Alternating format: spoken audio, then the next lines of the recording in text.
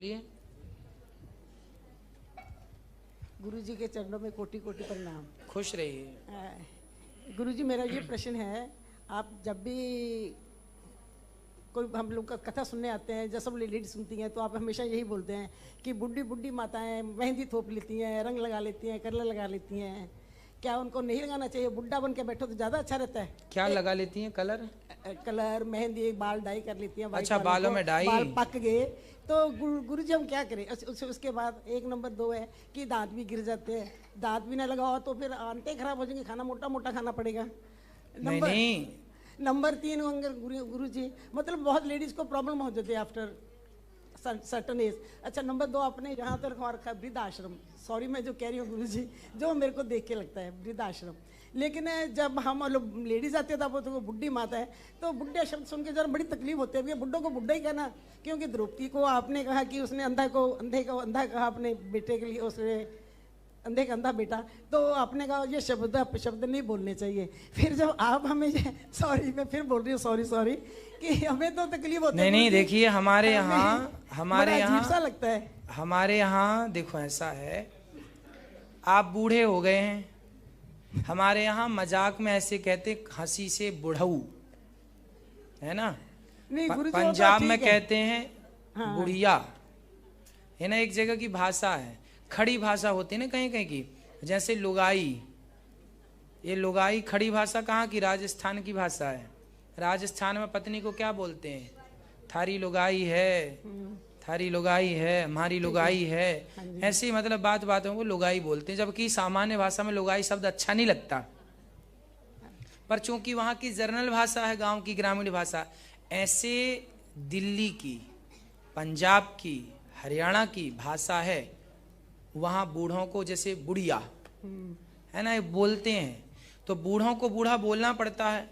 बात यह है कि मेहंदी लगाने की मनाही नहीं है, वो तो ये बात कही जाती है कि यमराज जी से एक व्यक्ति ने कहा कि आप हमें लेने आना, पर उसके पहले हमें सूचना पहुंचा देना। तो यमराज बोले कि हम तेरे बाल पका देंगे, ये सूचना मान लेना कि अब तेरे बाल पक गए हैं, तैयारी कर ले। तो आदमी तैयारी नहीं करता, बाल पोत लेता है।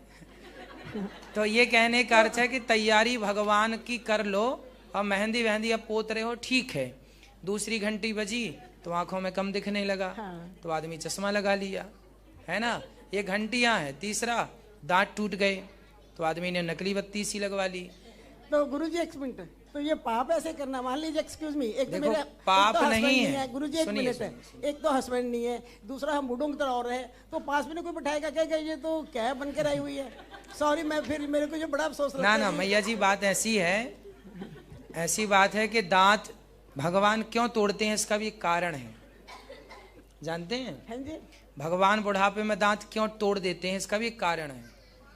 क्योंकि बुढ़ापे में दांत रहेंगे तो आप उल्टा सीधा खा जाएंगे, फिर वो आपका नुकसान करेगा पेट में जाके।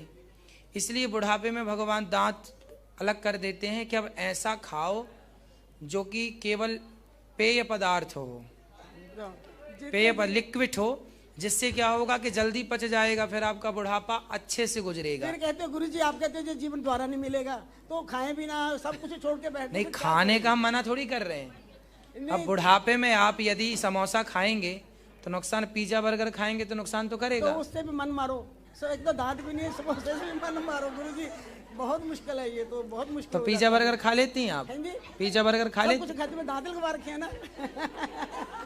तो दांत लगवा के पिज्जा बर्गर ना खाओ मैया, तो अपाच्य है, सुपाच्य नहीं है। ये चीजें हमें नहीं खानी चाहिए। भगवान दांत इसलिए तोड़ देते हैं बुढ़ापे में, ताकि आप लोग सात्विक चीज खाएं। क्यों? अब जैसे मांस खाने वाला आदमी है, जवानी भर खाया, बुढ़ापे में टूट गए दांत, तो मांस कैसे खाएगा? इसी बहाने वो पाप करने से बच जाए, ये ईश्वर का विधान है। चलो आपने दांत लगवाए हैं, सात्विक हैं, अच्छा खाते पीते हैं, तो भाई साधन है तो उसका प्रयोग करना चाहिए। अच्छा, जो भी लगवाए हैं। गुरु जी एक प्रश्न और है। बोलिए। एक मेरे को ये प्रश्न है मेरा कि हमने यहाँ स्वर्ग देखा नहीं, बोलो। सब कहते हैं कि यहाँ तो दुखी दुख है, धरती पे दुख है। हाँ। और मरने के बाद किसी ने बताया नहीं, हमें कैसे पता चले कि हम दान पुण्य कर रहे हैं कि हमें स्वर्ग मिलेगा? फिर और किसी ने बताया आज तक? भाई स्वर्ग तो मरने पे ही मिलता है। और जीते जी? जीते जी अत्रैव स्वर्गः अत्रैव नरकः। यहाँ पर जो आप वृंदावन में बैठे हैं गौरी गोपाल भगवान के सामने और बिहारी जी का दर्शन कर रहे हैं, यही स्वर्ग है, यही वैकुंठ है। इस धरती पर आप लोग कथाएं सुन रहे हैं, भगवान का चिंतन कर रहे हैं, यही स्वर्ग है।